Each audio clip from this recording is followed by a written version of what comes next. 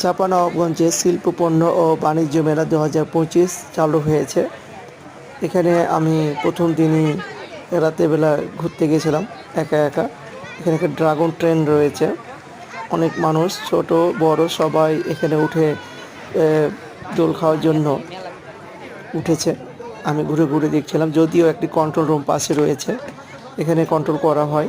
অনেক বড় জায়গা, পুরাতন স্টেডিয়ামে বিশাল বড় জায়গা নিয়ে এই জায়গায় করা হয়েছে বাণিজ্য মেলা। বিভিন্ন পণ্য, শিল্পপণ্য বাণিজ্য মেলা 2025।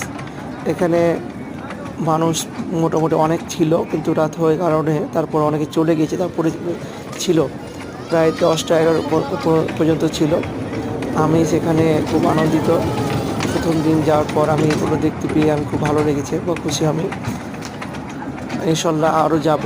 তারপর ধীরে ধীরে আপনাদেরকে প্রত্যেকটা স্টোরের ভিডিও করে দেখাবো।